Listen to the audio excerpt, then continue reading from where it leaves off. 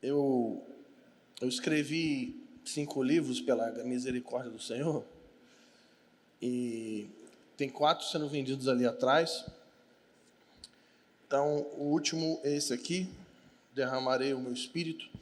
Esse livro tem a ver com aquilo que o Abinério estava comentando mais cedo, que é essa conexão de Malaquias 4 com Joel 2, que é um grande derramamento sobre famílias, sobre casas, sobre comunidades, que vai empoderar essa igreja gloriosa. Esse livro, Derramarei Meu Espírito, fala sobre avivamento e fala também sobre como edificar odres, ou seja, comunidades proféticas que vão ser repositórios desse derramar. Então, está vendendo ali? Você pode comprar. Esse livro aqui tem a ver com o que o Ângelo falou, a missão apostólica da igreja, redescobrindo o poder do evangelho na grande comissão. Eu sou tão velho que nem eu sei os subtítulos dos livros que eu escrevo, eu tenho que ler. Então, esse livro fala um pouco sobre essa missão da igreja e qual é o evangelho que nós precisamos carregar e lavar as nações. Então, tem 3 ou 4 capítulos aqui que vai falar especificamente sobre a mensagem do evangelho, nesse quesito pessoal e também no quesito cósmico, né? O evangelho que é salvador de um povo, de pessoas, de famílias, mas também é um evangelho que vai redimir a criação. Então, se você quer se aprofundar sobre isso, esse livro está aqui, está vendendo ali atrás, sobre o evangelho. Bom, esse livro aqui, Princípios da Batalha Espiritual, é um livro tranquilo, leve, um tema tranquilo. Esse livro fala sobre grande tribulação e fala sobre preparação. Então, como nós vamos nos preparar para a maior luta espiritual da história da humanidade, que vai ser os dias que precedem a vinda de Jesus. E esse livro aqui não fala sobre Satanás, sobre capeta, você não vai decorar o nome dos principados e potestades, aleluia. Não fala sobre maçonaria, bruxaria, feitiçaria, satanismo, pentagrama, nova era, e nem filmes da Disney. Quem riu é velho, sabe, né? Quem riu sabe, quem entendeu a piada é velho. Quem é dessa época aí que os filmes da Disney eram do Satanás? Tem a galera aí. Agora Deus redimiu, né? Porque o Rei Leão era do diabo na versão 1, aí fizeram a versão 2 e virou profética, aí não estou entendendo nada. Então, esse livro, ele fala sobre o triunfo de Jesus na cruz do Calvário e como nós, submetidos à obra do Evangelho de Jesus, nós lutamos contra principados e potestades, contra as obras da carne, contra o sistema do mundo e também contra o falso evangelho. Então, esse livro aqui está vendendo ali atrás também. E o primeiro livro que eu escrevi, que tem a ver com esse assunto que a gente vai falar aqui hoje, que também é um assunto leve, esse aqui, Não Apagueis o Espírito. Esse é um livro que fala sobre o dom da profecia na vida da igreja, como buscar o dom da profecia, como desenvolver o dom da profecia, e quais são os protocolos bíblicos para a gente aplicar isso na vida da igreja. Então, Não Apagueis o Espírito. Aí, o que acontece? Esse livro foi lançado em 2019, com a ajuda da minha amiga Carol, e também a Fatinha ajudou, e o Dudu também nos ajudou. Foi um parto esse livro aqui, foi o primeiro que eu escrevi. E nesse livro aqui, aí começa o meu testemunho. O Senhor tenha misericórdia aqui. Tem um capítulo aqui que fala sobre falsos profetas. E na época, quando esse livro foi lançado, eu achei, na minha cabeça ingênua, que o pessoal ia comprar o livro por causa que queria aprender sobre os dons do Espírito, mas na verdade não. O que fez o pessoal começar a comprar esse livro foi esse capítulo sobre falsos profetas. E aí, eu fui percebendo como esse assunto era prioritário e importante no contexto da igreja. Esse assunto foi tão forte que foi por isso que eu conheci o Douglas, por isso que eu estou morando lá em Bragança, né? Tem toda uma história. Mas o Douglas, ele leu esse livro porque o Dudu mandou para ele, e o Saulo, que é um amigo da Bahia também, e ele leu essa parte, e ele pediu para eu ir lá fazer um vídeo com ele, e a gente fez um vídeo sobre isso. E a gente começou a perceber a quantidade de pessoas no Brasil e nas nações que foram afetadas por esse tema, falsos profetas. Em 2019, começa uma série de escândalos no Brasil e nas nações com relação a problemas de ministros, ministros abusadores, falsos irmãos que estavam inseridos dentro do corpo de Cristo, que estavam se utilizando do púlpito e das suas posições espirituais para obter benefício próprio. Esse assunto foi tão forte para mim que me causou alguns conflitos internos e nós tivemos grandes problemas, conflitos. Eu lembro que eu e o Ângelo, a gente sentiu muito por causa disso, de problemas, escândalos, porque não eram só apenas escândalos de pessoas longe de nós, mas eram amigos, assim, pessoas que estavam na nossa jornada juntos, nas conferências, nas mesmas conferências que nós, que estavam, de fato, se tornando esses falsos profetas. Esse assunto meio que dá uma esfriada, mas a partir do ano passado e esse ano, esse assunto está em voga, parece que está crescendo de novo. Um amigo, o Marcos Brunet, que é carioca, mas ele mora na Argentina, é um nome muito proeminente assim, no mundo latino. Ele leu esse livro, a gente esteve junto no Rio de Janeiro, e ele me ligou e ele pediu para a gente traduzir esse livro para o espanhol. A gente traduziu esse livro para o espanhol e está sendo vendido hoje no mundo hispânico. E aí eu fui para Córdoba e a gente gravou um podcast com ele em espanhol sobre esse tema, falsos profetas. E aí, a gente no Brasil é muito meio que isolado, porque a gente fala português, né? Então, a gente vive meio que a realidade aqui nossa. Mas quando você grava alguma coisa em espanhol, você está mexendo com nações, né?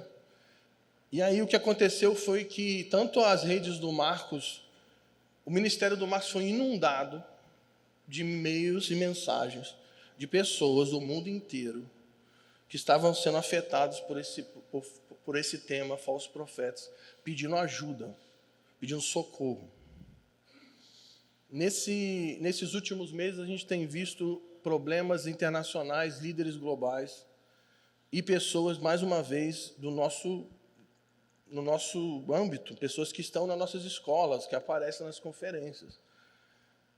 E esse assunto ele é muito, muito urgente. E antes de eu começar a falar sobre o que é um falso profeta, não sei se vai ser uma pregação, uma aula, uma palestra, ou sei lá o que vai virar isso aqui, eu vou dizer qual que é o objetivo dessa fala minha. Nós vamos falar sobre como identificar um falso profeta, o que é um falso profeta, e como lutar contra isso. E eu vou começar, e na verdade o Arlindo vai continuar, então ele meio que vai... A palavra do Arlindo é meio que... Ele vai dar uma continuidade sobre isso, porque ele vai falar sobre os resultados tóxicos disso dentro da igreja, por meio de controle e manipulação. Mas eu quero começar dizendo o seguinte: tudo que eu for falar aqui não tem o objetivo de você ficar pensando em alguém na sua cidade. Então eu vou começar falando características de um falso profeta, e o objetivo não é você ficar pensando, o fulano da minha cidade é assim, o fulano da internet é assim. O objetivo aqui são dois. Primeiro, nós não estamos aqui dando ferramenta para você caçar falsos profetas. Na verdade, o objetivo é que você não se torne um. Para que nós possamos examinarmos a nós mesmos, para ver se em nós existe alguma marca disso. E segundo, para que nós possamos dar ferramenta para a igreja no qual a gente está envolvido, para que os irmãos não sejam enganados. A nossa função não é sair caçando falsos profetas. Jesus falou que não é para tentar tirar o joio, é para cultivar o trigo. É lógico que no caminho, alguns falsos profetas, alguns irmãos vão aparecer no seu caminho. Aí você vai ter que meio que atropelar, né, essa situação. Mas o objetivo é que você não fique procurando isso em outros lugares. Que nessa tarde a gente possa olhar para nós mesmos. Amém? Amém. Então vamos lá. Dentro desse tema, tem dois lados que a gente pode abordar nas Escrituras. E quando você fala de falso profeta, você tem uma temática, Apocalipse 13, por exemplo, vai falar sobre a besta que vem da terra, que é o falso profeta, que é um líder religioso, que meio que vai liderar ali a religião do sistema do anticristo e vai convidar as nações a adorar o anticristo. Então, sim, existem essa perspectiva de um falso profeta que são feiticeiros e são pessoas que vão trabalhar pelo sistema do anticristo. Está muito relacionado com aquela luta que Moisés e Arão, eles têm, quando eles começam a profetizar no Egito, né, você vai ver que tem os magos do Egito, lembra disso? Então eles começam a fazer os sinais, e os magos, no início, né, eles começam a fazer os sinais também. E aparentemente, os sinais eram os mesmos. A diferença é que o que estava por trás dos sinais que Moisés e Arão faziam era o poder de Deus. O que estava por trás dos sinais dos magos do Egito era o poder de Satanás. E esses caras eram tão graves assim, tão bravos, que Paulo vai citar o nome deles lá para Timóteo, lá na frente, falando sobre os 2 magos do Egito que resistiram a Moisés. Esses caras eram grandes. Então, existe essa perspectiva de falsos profetas que vão trabalhar pelo sistema do anticristo. Então, isso é um ponto, mas a gente não vai falar sobre isso hoje. A gente vai falar sobre a outra perspectiva. A gente não vai falar sobre Apocalipse 13, a gente vai falar sobre Mateus 7. E eu quero começar lendo aqui essa passagem.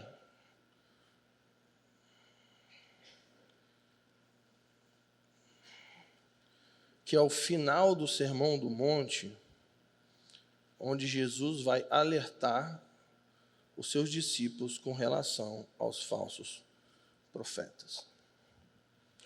Então, Jesus, em Mateus 7,15, diz: cuidado com os falsos profetas que vêm a vós disfarçados de pele de ovelha, mas interiormente são lobos devoradores. Preste atenção. Cuidado com os falsos profetas que vêm a vós disfarçados de ovelhas, mas, na verdade, eles são lobos devoradores. Jesus está falando de falsos irmãos que estão inseridos no meio do povo de Deus, estão causando destruição dentro do povo de Deus. Eles se parecem com ovelhas, mas, na verdade, eles são lobos. E aí, Jesus continua falando sobre discernir, e no versículo 16 ele diz que pelos frutos vocês vão conhecê-los. E aí ele começa a fazer toda essa narrativa sobre o fruto, sobre a árvore. E aí no versículo 21, Jesus diz assim: nem todo que me diz Senhor, Senhor entrará no reino do céu, mas aquele que faz a vontade do meu Pai que está no céu. Naquele dia, muitos me dirão, Senhor, Senhor, não profetizamos em seu nome? Em teu nome não expulsamos demônios? Em teu nome não fizemos muitos milagres? Então lhes direi claramente, nunca vos conheci, afastai-vos de mim, vós que praticam o mal. Ele está falando de pessoas que estão dentro do povo de Deus, disfarçados de ovelhas, com talentos extraordinários, que estão envolvidos com a obra de Deus, fazendo coisas em nome de Jesus. E Jesus vai dizer: eu não te conheço, e vai lançar essas pessoas no inferno. Esse versículo é muito tenso, porque como assim Deus vai mandar um cara para o inferno que profetizou em seu nome, que expulsou demônios em seu nome e fez milagres em seu nome? É tenso, Brasil. E o que Jesus está dizendo aqui é o que define a espiritualidade de uma pessoa, não são os dons, mas é o fruto. É pelo fruto que você conhece um verdadeiro irmão. E o fruto, na Escritura, está falando de caráter, fruto do Espírito. Não está falando de capacidades. Existem várias pessoas que estão no nosso meio com capacidades incríveis, que na verdade são falsos irmãos, que se não se arrependerem, vão para o inferno. E aqui tem uma coisa que eu vou falando e depois o Arlindo vai consertando. Deus é Deus e Ele é soberano. E Ele pode usar alguém na missão que Ele vai mandar para o inferno. O fato de alguém estar fazendo algo extraordinário, que envolve sinais e maravilhas, não significa que Deus está provando essa pessoa. Deus pode usar alguém que ele vai mandar para o inferno. Deus usou pessoas na história que não conheceram. Ele falou isso de Ciro. Ciro, você é meu ungido. Eu vou te usar, embora você não me conheça. Deus usou um homem na história que não conhecia o Senhor e ele usou para o seu propósito. Jesus está dizendo que existem pessoas que vão se mover com sinais e maravilhas, que por causa do fruto corrompido do seu coração, essas pessoas precisam ser julgadas pela igreja. Cuidado com os falsos profetas. E a grande verdade é que nós estamos numa reunião de líderes, mas a grande verdade é que, sendo líderes ou não, povo pentecostal carismático ou qualquer nomenclatura que você quiser dar, a grande verdade é que se hoje no Brasil alguém se levantar fazendo um milagre, a maioria das pessoas daquela reunião vai falar, com certeza, esse é um homem de Deus. E Jesus está dizendo que não. Amém? Vou estar quieto aqui. Vamos seguir. Sabe qual é a mania assim, da igreja evangélica? É avaliar a pessoa pelas suas capacidades, e não pelo seu caráter. E muitas vezes, a pessoa que tem mais capacidade, a gente coloca ele para pregar no púlpito. E a pessoa que tem mais caráter, a gente coloca na chuva para estacionar o carro na igreja. Não estou dizendo que é menos honroso a pessoa servir estacionando o carro. Não estou dizendo isso.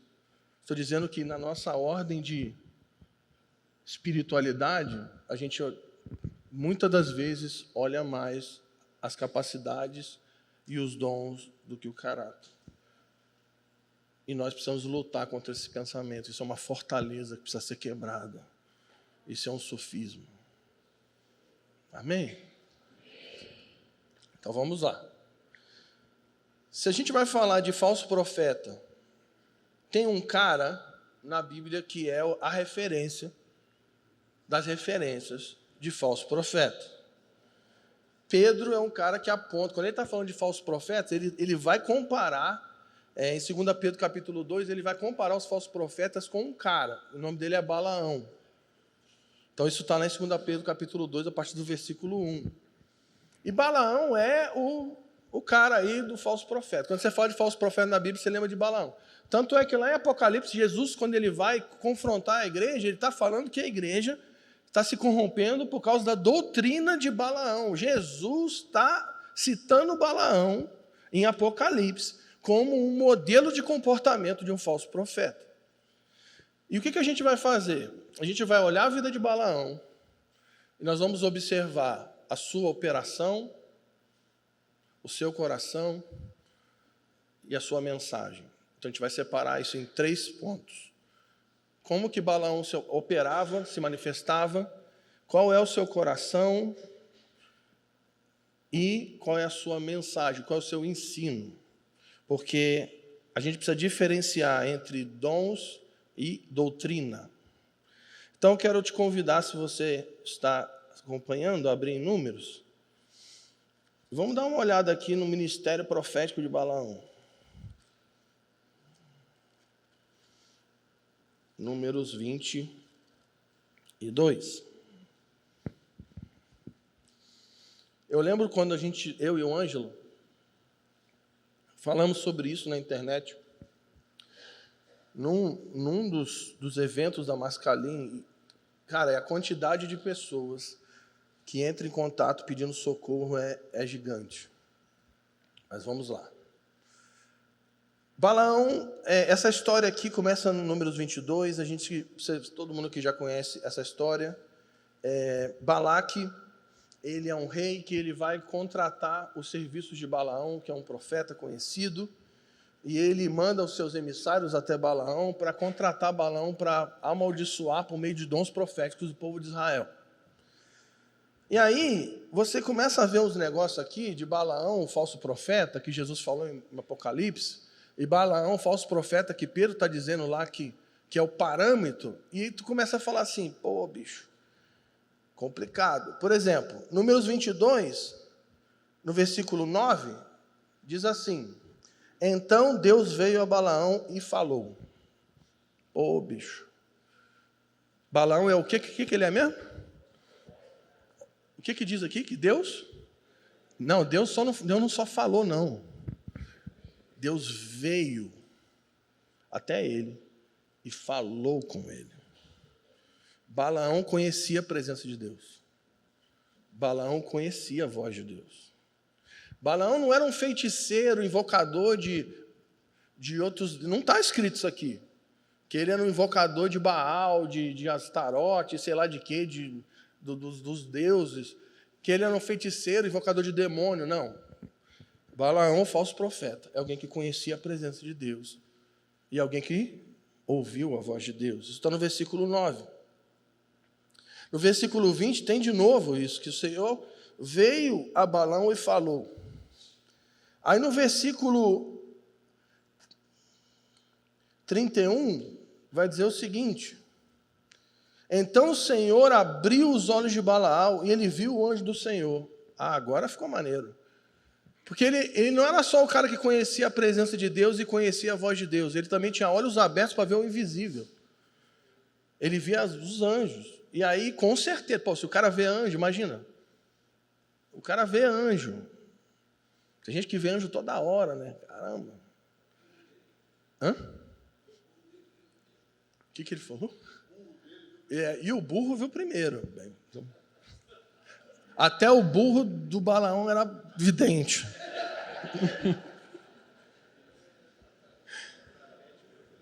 A Bíblia diz que Deus que abriu os olhos de Balaão. Deus abriu os olhos de Balaão. Foi Deus, gente. Está aqui, ó. O Senhor abriu os olhos de Balaão e ele viu. Vamos continuar a história. Aí, no capítulo 23, aí vai piorar um pouco. Porque no versículo 5 diz assim, então o Senhor pôs uma palavra na boca de Balaão. Agora pegou.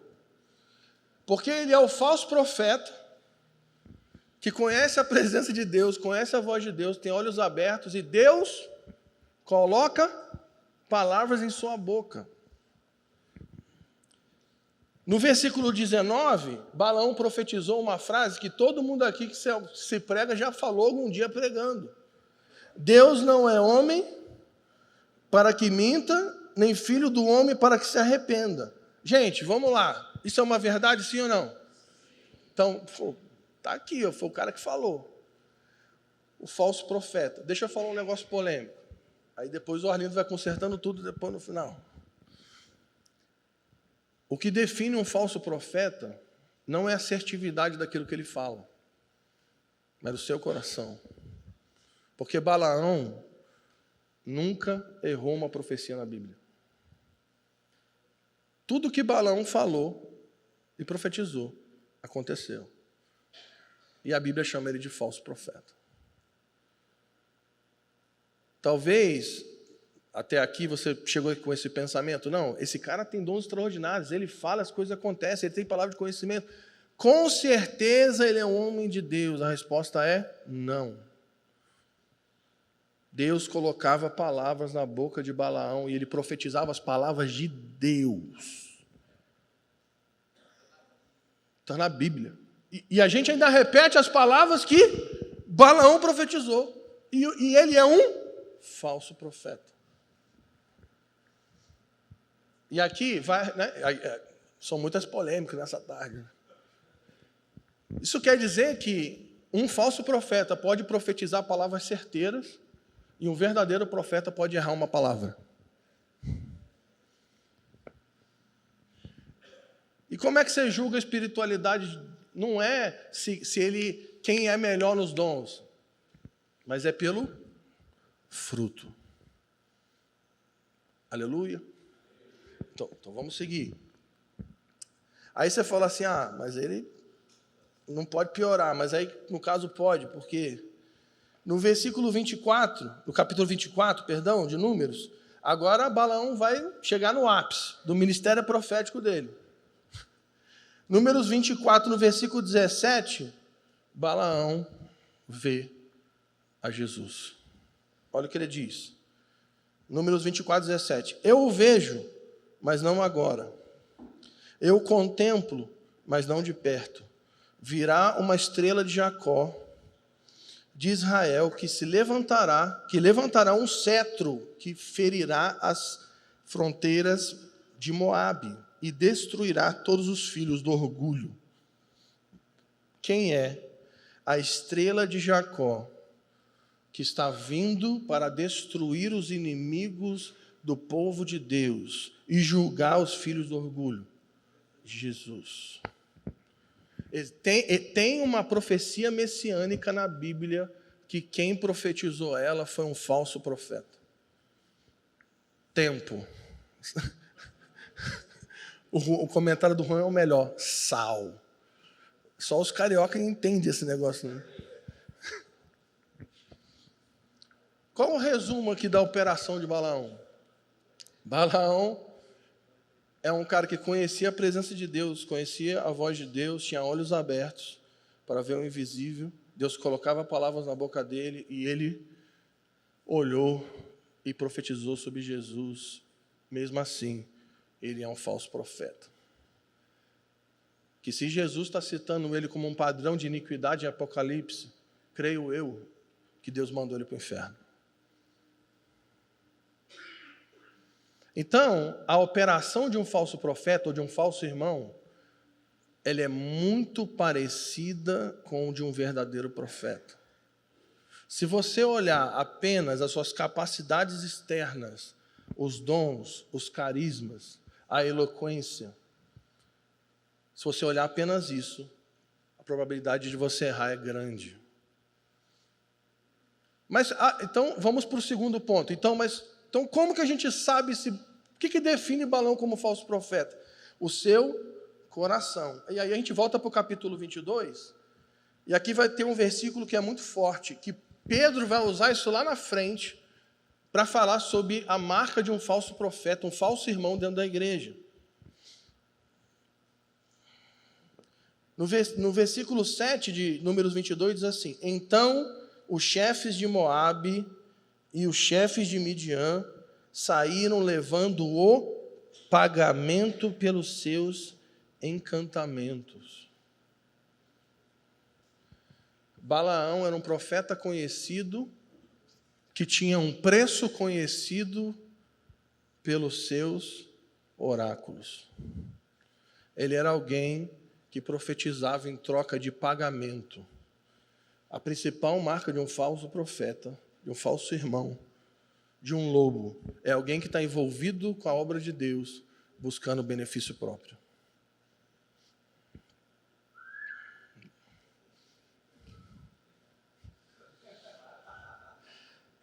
Uma vez eu estava com o Ângelo em alguma conferência em algum lugar, porque eu não sei onde é, porque a gente já pregou junto em tanto lugar que eu já perdi, não sei onde é, mas eu acho que era Vitória. E o Ângelo estava pregando sobre Mateus, e ele falou um negócio muito forte. Eu lembro assim, caraca, isso é muito maneiro. Ele falou assim, Jesus não multiplicou pão e peixe, sim ou não? Sim. Mas por que então Jesus não transformou a pedra em pão? Porque Jesus nunca usou o poder dele para benefício próprio. Ele não usava o poder para alimentar a si mesmo. Ele usava o poder para alimentar o próximo. Falsos irmãos são pessoas que estão inseridas dentro das comunidades e o objetivo dessas pessoas é lucrar na missão. E esse pagamento, geralmente vai envolver 3 áreas, né? Alguém já falou aqui. Dinheiro, sexo e poder. E aqui eu vou falar algo que é forte, que a gente quase ficou, 2 horas conversando sobre isso numa reunião outro dia, que é o seguinte. Existe a diferença entre você lidar com o pecado de um pastor e lidar com o falso profeta. Estudo de caso. tem um pastor que ele está servindo na obra, ele está ministrando o povo de Deus, e um dia ele cai em pecado, ou seja, vamos colocar, ele cai em adultério. Então ele adulterou. Então ele confessou o seu pecado, o presbitério está corrigindo esse irmão, está trabalhando com ele, a restauração da sua família, a restauração do seu casamento. Então, a gente está lidando com pecado. Ele pecou, ele adulterou, sua vida precisa ser restaurada, seu casamento, sua espiritualidade. Então, quem está entendendo? Agora, diferente de um pastor que caiu em pecado, que caiu em adultério, e um líder religioso que está usando o púlpito para conseguir benefícios sexuais na igreja. Essa pessoa não é alguém que caiu em pecado. Essa pessoa é um lobo devorador, precisa ser removido do púlpito. Porque um líder em pecado você restaura. Um falso irmão, você não restaura um falso irmão.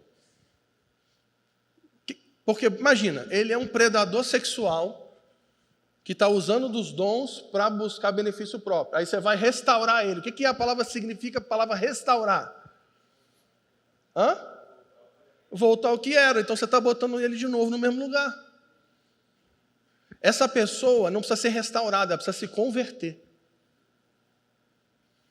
Se ela é um falso irmão, ela precisa se converter ao Evangelho de Jesus. Tá tudo bem, gente? Vamos lá. Pagamento. Dinheiro, sexo e poder. Vamos começar pelo mais fácil. Dinheiro. Esse é o mais fácil. Alguém falou, esse é o mais fácil. Dinheiro é o mais fácil. E aqui já vou dizer o seguinte. Eu creio que o obreiro na obra de Deus é digno de ser sustentado. Paulo fala sobre isso. O presbítero, que é um bom presbítero, ainda merece receber duplo salário. Se você está na obra, você deve ser honrado por isso. Nós cremos nisso. E está tudo bem. Se você tem um salário, se você recebe oferta, se você tem algum recurso na missão, e tudo bem. Isso, a gente não vai ficar falando disso aqui. O ponto é, o que você faz na missão é motivado pelo que você vai ganhar? Ou o que você faz na missão é motivado por como você vai servir? Aqui está o ponto. Falsos profetas não são alguém que ganha uma oferta porque pregou. Falsos profetas é alguém que intencionalmente cria uma narrativa mística espiritual para arrancar dinheiro do povo. Aí você pode pensar, estudo de caso. Não, mas aí tem umas bizarrices dos profetas do Pix na internet. É bizarro. O cara abre uma live e fala, deposite agora tanto no Pix aqui que eu vou dar uma profecia para você. Esse cara é um falso irmão, é um falso profeta, é óbvio. É óbvio. Beleza? Mas tem coisas que não são tão óbvias. Por exemplo, estudo de caso. Eu vou falar várias vezes essa palavra. Olha como é que é fácil. Olha como é que é fácil. Presta atenção. Você imagina que eu estou aqui pregando numa reunião dessa aqui, e eu começo a falar, e eu falo do meu ministério, eu falo das minhas viagens, eu estou viajando, eu estou pregando nas nações, nós estamos fazendo as escolas, e eu estou viajando com uma equipe, e é muito difícil, e eu estou passando por uma tribulação, eu queria que os irmãos orassem por mim agora, porque o meu carro quebrou, e eu preciso de um carro para viajar e fazer missão, irmãos poderiam orar por mim, e eu começo a falar, eu começo a chorar, porque eu preciso de um carro, aí no final todo mundo ora, do nada aparece alguém, eu vou te dar um carro. Você entende que eu manipulei uma narrativa inteira para tentar arrancar um carro daqui? Quem está entendendo o que eu estou falando? Eu não estou falando que você não pode receber uma oferta de 10 mil, 100 mil, 20 mil, 1 milhão, aleluia, vai dando glória. Dá glória, gente.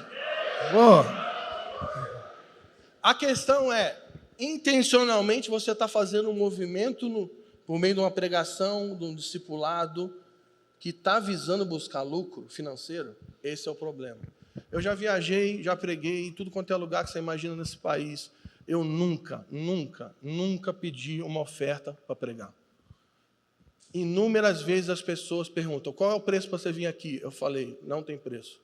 Mas por que todo mundo pergunta qual é o preço?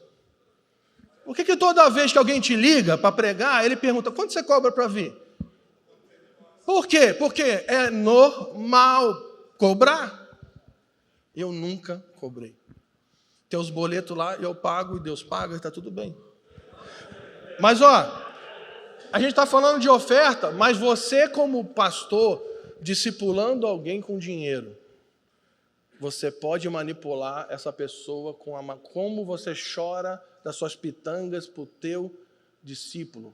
Isso é a mesma coisa que cobrar $10.000 para pregar. Você está se utilizando de uma posição espiritual para conseguir benefício financeiro.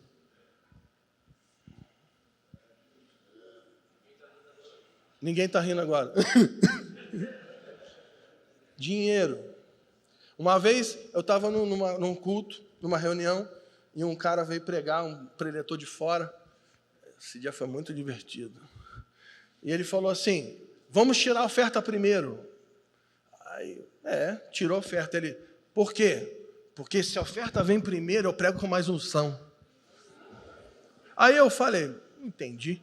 Aí depois eu entendi, porque ele combinou com o pastor que toda a oferta do dia era dele. Uma outra vez eu estava ministrando num lugar, e um cara foi numa conferência, e no meio de uma conferência dessa aqui, né, como essa, mas tinha muito mais gente que aqui, o cara, no meio da pregação, ele pegou um bolo de dinheiro dele, jogou no chão e falou, eu semei o dinheiro nessa terra agora. Ele jogou o dinheiro no pé dele mesmo. Adivinha o que aconteceu? Todo mundo começou a jogar dinheiro no pé dele. E aí, jogando dinheiro, daqui a pouco uma multidão de dinheiro aqui, e ele pregando, e ele, ingênuo, achou que no final a gente ia pegar o dinheiro e ia dar para ele. Se ferrou. A gente pegou o dinheiro e botou no caixa da conferência e deu a mesma oferta que ele ia ganhar. Mas ele tentou manipular. E isso está mais perto da... Vocês estão rindo? Você está rindo? Na Bahia tem isso aí também. Então, o dinheiro é o mais fácil. Nunca chore, nunca fique chorando suas questões financeiras para a igreja. Nunca use o púlpito para isso. É lógico que, como a Carol falou, você tem amigos espirituais que você pode falar suas dificuldades, você pode buscar num presbitério, mas não manipule pessoas buscando grana. A parte mais fácil acabou. Vamos para o mais difícil. Sexo. É aqui que o escândalo fica maior. Porque você reparou que as coisas financeiras são mais aceitáveis? Um abusador sexual é alguém que nós vamos chamar polícia. É alguém que precisa ser removido do púlpito. Nós não vamos trabalhar para restaurar o ministério dele. Vamos pensar um pouco. Imagina que chega um pedófilo, um ex-pedófilo, na igreja que você congrega. Ele foi pego por pedofilia, ele foi preso, ele pagou a pena, ele já foi solto. E aí você pregou o evangelho para ele, ele se converteu, passou por um tempo de restauração durante anos, e aí você tem certeza que Jesus, de fato, alcançou esse ex-pedófilo com o evangelho, e ele é uma pessoa que está desenvolvendo a sua santificação. Estudo de caso. Você mesmo tendo certeza que esse cara se converteu a Jesus, você colocaria ele para ser professor da escola das crianças da igreja que você congrega? Lidera? Sim ou não? Sim ou não? Por que não? Porque você está colocando ele no lugar da sua fraqueza. É a mesma coisa que a gente faz. A gente pega um abusador, um falso profeta abusador, e a gente bota ele no púlpito de novo.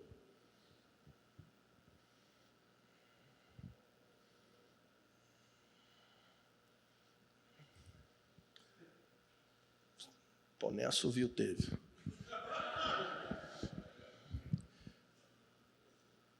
Vamos continuar o terceiro ponto. Acho que já é para parar de falar. E o terceiro ponto, e aí o Arlindo vai dar continuidade nesse tema, um falso profeta é alguém que também vai trabalhar buscando pagamento na área de poder ou controle emocional. Imagina o seguinte, um líder carismático chegou, pregou o evangelho para alguém, essa pessoa saiu da lama, foi cuidada, você foi lá e lavou essa pessoa, vestiu essa pessoa, ajudou ela a arrumar um emprego, você ajudou ela em todos os aspectos da sua vida, trouxe ela para a igreja que você congrega e tal, e aí esse líder está ali cuidando dessa pessoa, e aí um dia ele chega para essa pessoa que chegou quebrada e foi cuidada, e ele fala assim, eu cuidei de você quando você estava mal, agora você me deve. Agora você é meu filho. E tudo que eu mandar você fazer agora, você tem que obedecer. Porque você tem que honrar o seu pai espiritual. E se eu mandar você pular, você tem que perguntar a altura que você tem que pular. E você só casa com quem eu deixo. Você só troca de carro se eu abençoar. Você só tira férias se eu permitir. E se um dia você quebrar aliança comigo, me desobedecer e for para outra igreja, você está sob maldição e teus filhos vão ser câncer. E isso é real. Isso é real. Pessoas, líderes manipuladores, que não trabalham para que as pessoas vejam, mas apenas trabalham recrutando-os para que pessoas trabalhem para a sua visão. São pais que querem ter filhos mimados para sempre. Quem é um pai aqui que quer ter um filho de 45 anos morando na tua casa e você sustentando ele? O que você quer? Você quer? Pais não foram criados. A função de um pai não é gerar um filho, gente. A função de um pai é gerar um outro pai. Você vai discipular o teu filho até ele se tornar maduro para ser pai. Você quer que ele chegue à maturidade, mas falsos profetas e falsos líderes trabalham para uma maturidade eterna, dependência profética. E, gente, agora para vocês aqui que são líderes, gratidão não tem nada a ver com escravidão. O fato de alguém ser grato ao que você fez na vida dele não significa que essa pessoa é escrava das suas opiniões e de tudo que você quer que ela faça. O meu filho, ele não tem que fazer a faculdade que eu decido que ele tem que fazer. Eu tenho que dar ferramentas para ele, emocionais e espirituais, para ele ter clareza de como escolher certo. Amém, gente? E por último, eu quero ler uma passagem em Apocalipse 2.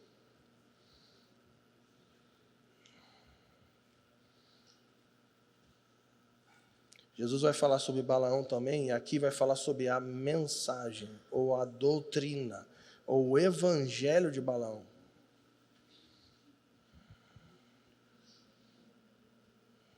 Interessante, no Apocalipse 2, ele vai falar sobre 2 falsos profetas, um ele vai comparar com Jezabel, e outro ele vai comparar com Balaão. E os dois, ele fala da doutrina, e aqui só um parênteses. Jesus não está falando que vai estar repreendendo o espírito de Jezabel, não, gente. Ele está repreendendo a doutrina de Jezabel. O problema não é o espírito de Jezabel, o problema é o ensino da falsa profetisa causando estrago dentro da igreja. E olha o que ele vai dizer no Apocalipse 2,14. Entretanto, tem algumas coisas contra ti, porque tens aí os que seguem a doutrina, o ensino, as instruções de Balaão, o falso evangelho de Balaão, que ensinou Balaque a fazer os filhos de Israel pecarem, induzindo-os a comer das coisas sacrificadas a ídolos e se prostituírem. E se você continua lendo o livro de Números, você vai ver que Balaão não conseguiu profetizar contra Israel, mas trouxe uma instrução, uma doutrina, que ensinou mulheres a corromper o povo de Deus com imoralidade e idolatria. Sempre que vai haver um falso profeta em atividade, o resultado do falso evangelho que sai da boca dessa pessoa é idolatria e imoralidade sexual. Sempre vai cair nisso. E idolatria aqui não é que o falso profeta vai convencer alguém a adorar uma imagem, não, gente. É a idolatria do eu, é a idolatria de homens.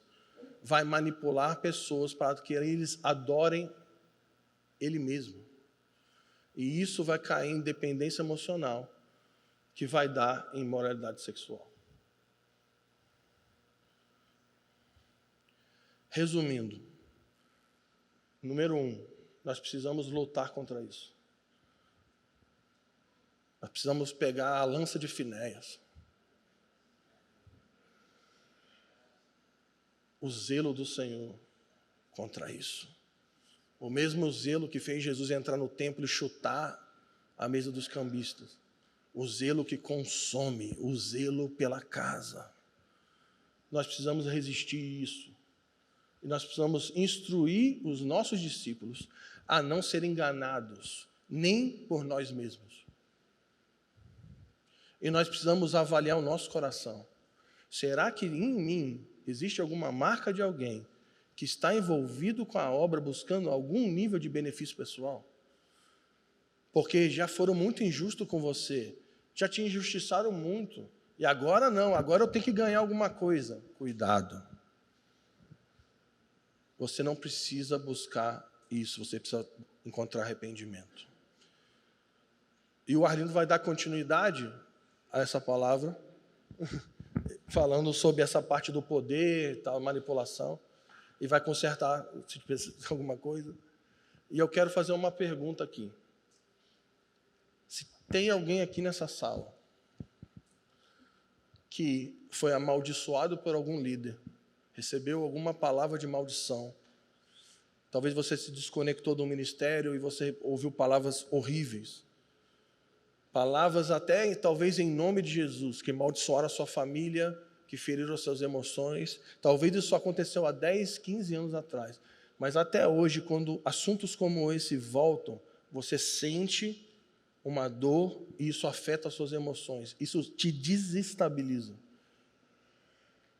Tem alguém aqui nessa sala que ouviu algum tipo de palavra como essa? Ao sair, ao se desconectar, alguém que teve algum contato com o líder manipulador, e isso é ainda que alguma coisa que ainda mexe com você, você pode vir aqui, nós vamos orar. Tem mais alguém aqui?